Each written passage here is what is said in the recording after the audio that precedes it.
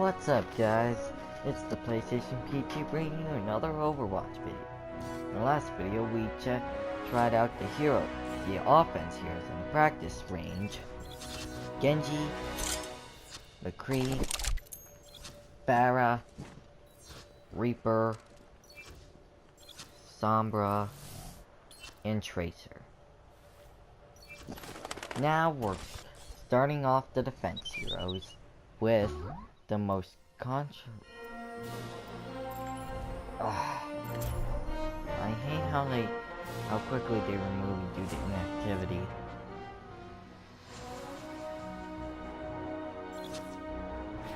Anyway, we're now going over the defense heroes, starting with the most overpowered hero of all time, Bastion. Melee, and his passive is Ironclad, in which is even more overpowered considering the fact that when transformed, he takes less damage than normal. Here's how much damage he takes to it which is done to it by a training bot in his normal recon form.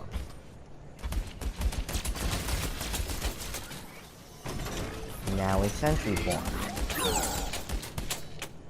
Slightly lessened. First, Bastion is one of the few characters that has more than one kind of blaster. First is his recon gun, which seems ridiculously powerful on its own.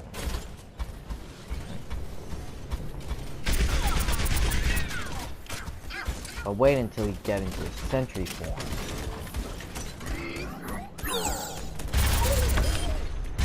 Double kill. Triple kill. See that? It took less than like 2 or 3 seconds to get rid of him. And watch.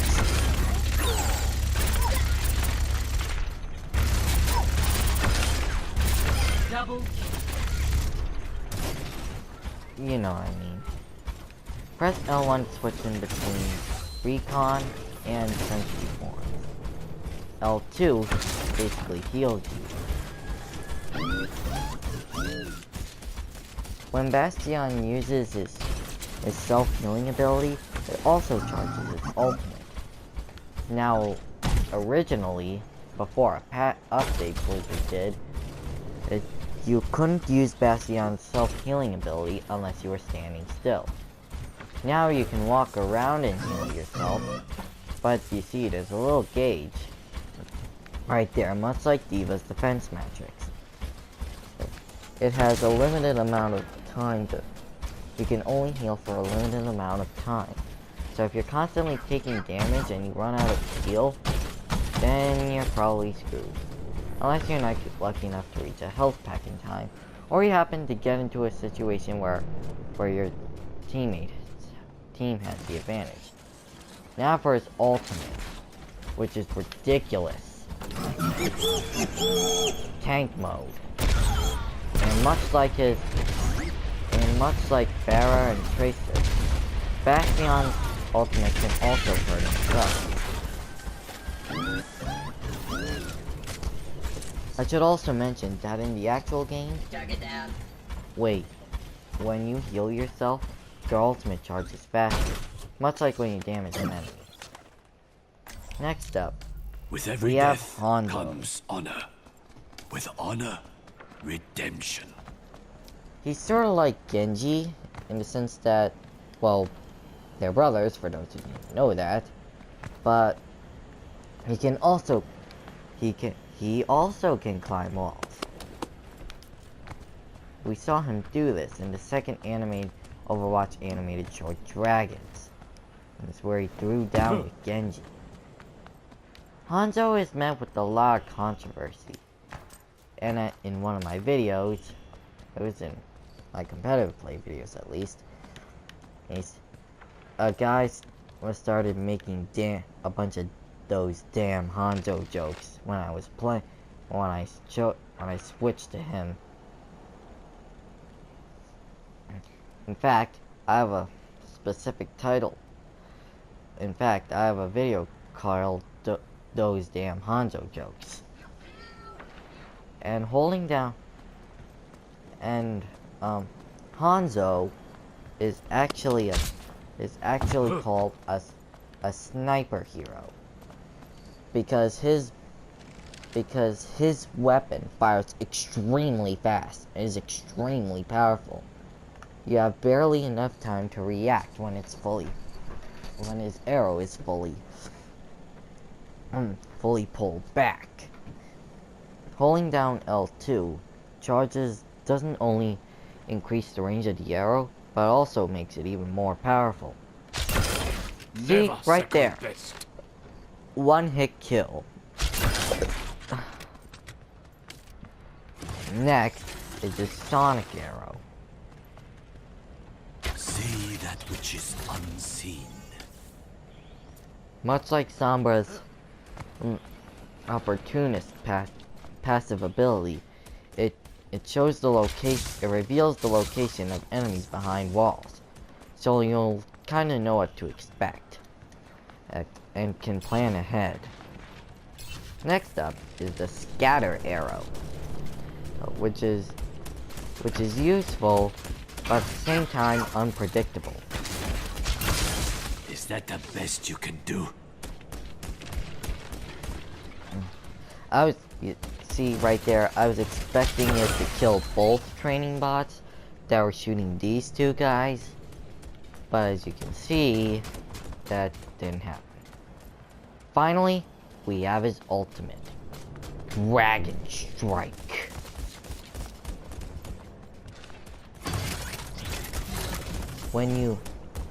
Also, here's his melee real quick. Now, when you use his ultimate, I'll wait for that training bot to come back to life.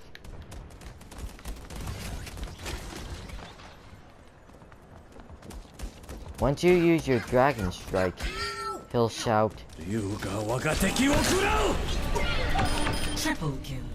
An Quadruple inspired kill. performance.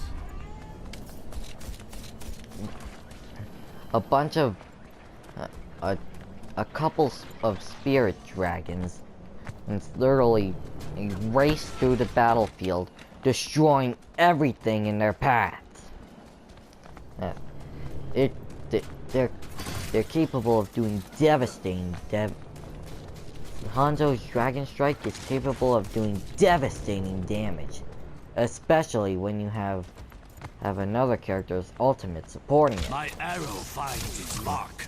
I won't go over, but more on that particular character's ultimate later.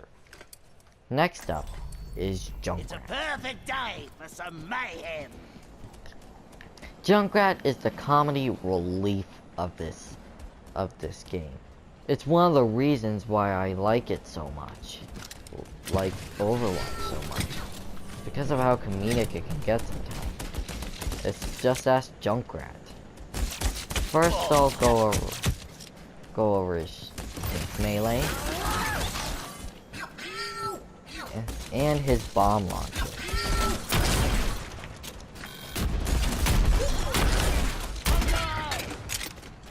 It's one of the few shooting attacks that actually has a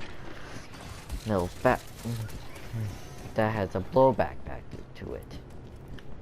And I think you can hurt yourself with this one. No, it just blows you back a little. Next up is Concussion Mine.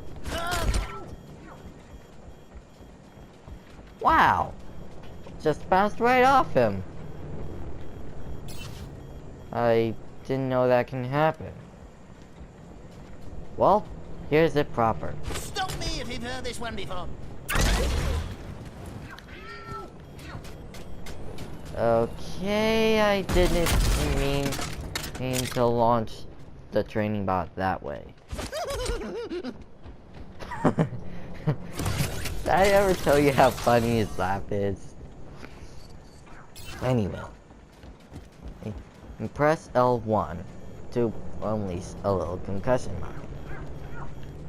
Then press L2 to make it explode, to detonate it.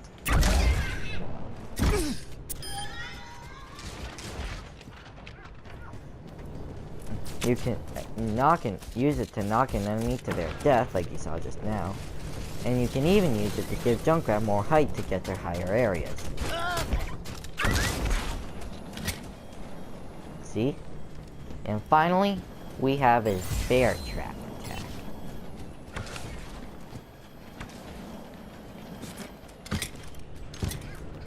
I'll leave this right here.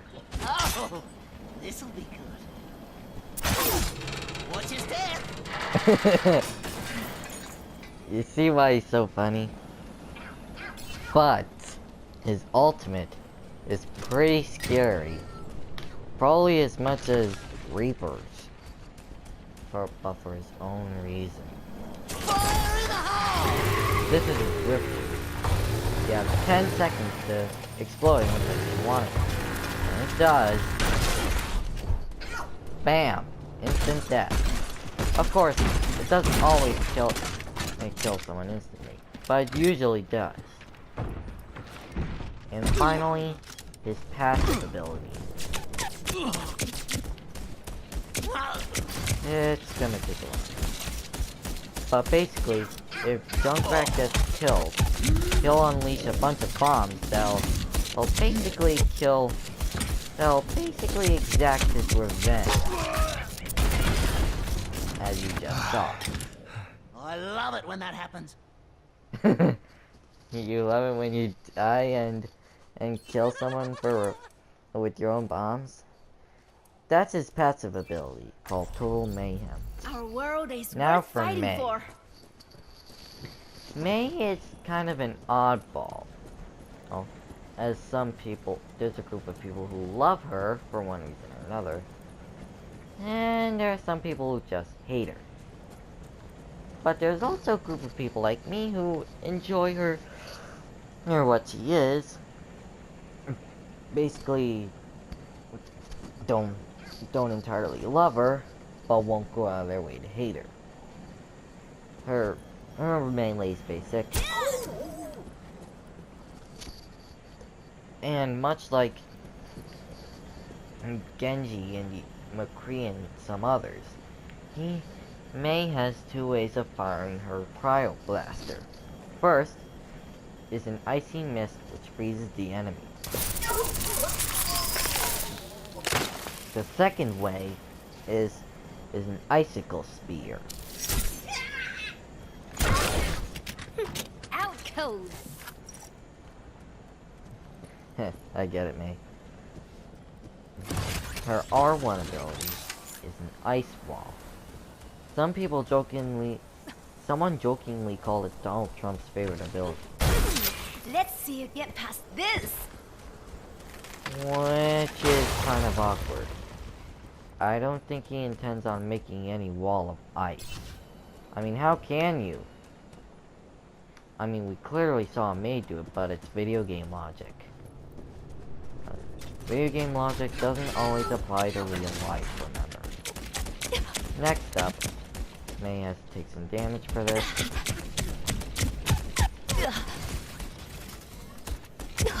That's enough, hold it!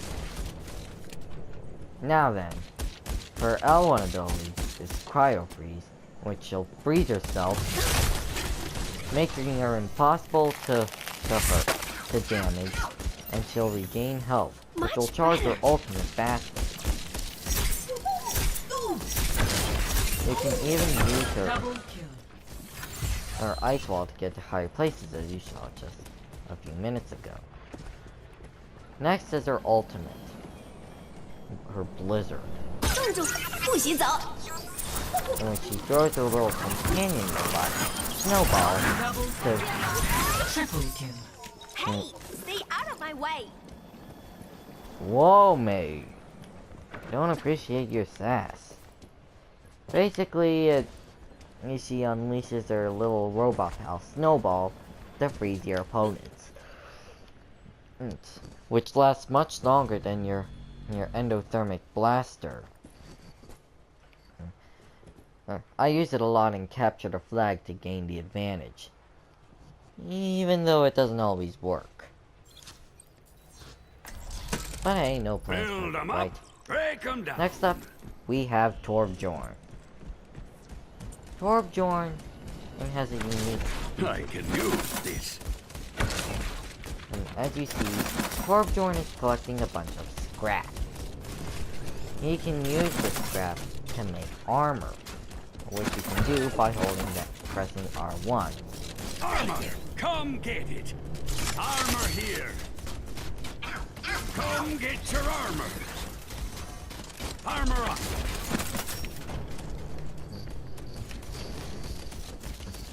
Now, there are two ways for someone to have the armor equipped. Either the way I showed you by having the armor pack directly thrown at the one and you want armored, or them walking into the armor pack if they haven't have They can armor, always if they use didn't more. pick up armor already. I have big plans for you. Next up, pressing R1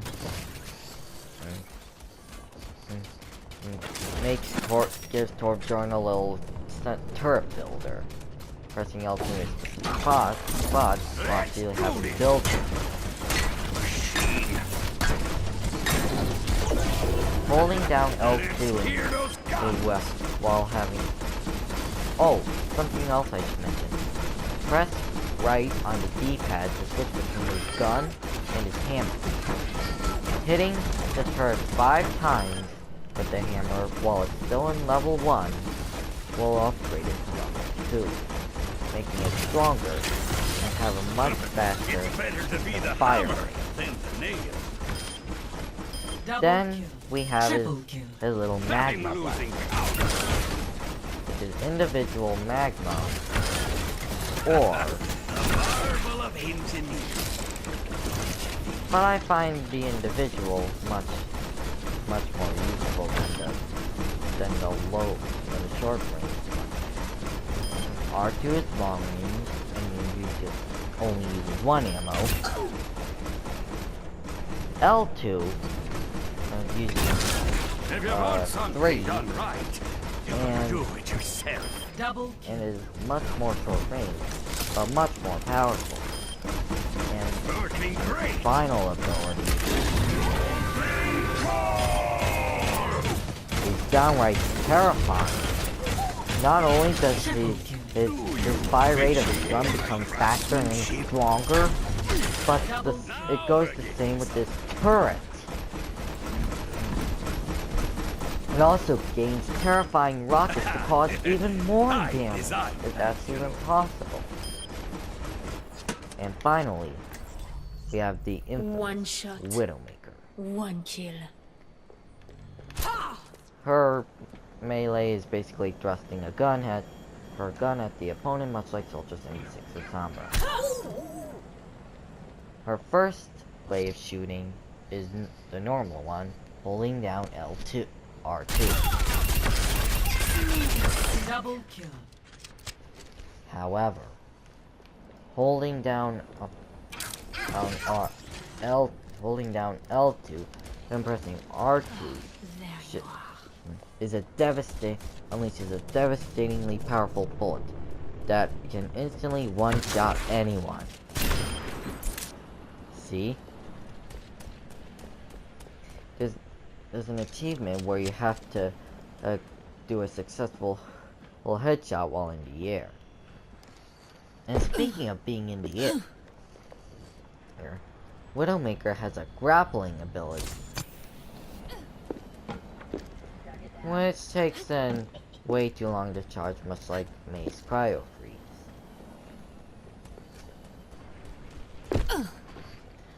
And also, the reason why her Widowmaker's scope shot is so powerful, she's another sniper. Her third ability is when you press the R1 button. it unleashes a venom My mine, gift to you. which works like a poison from Pokemon. It gradually causes damage, but unlike Pokemon, it only lasts a certain amount of time before fading away. And finally, her ultimate. No one can hide from my sight. Much like Hanzo's Sonic Arrow, it allows you, even your teammates, to see where the enemies are. So if anyone's ever worried about how what might be lying around in the corner, Widowmaker's Infrasight answers all those questions and allows for teams to prepare much better. In the next video, we'll go over the tank heroes, and we'll be in for a treat.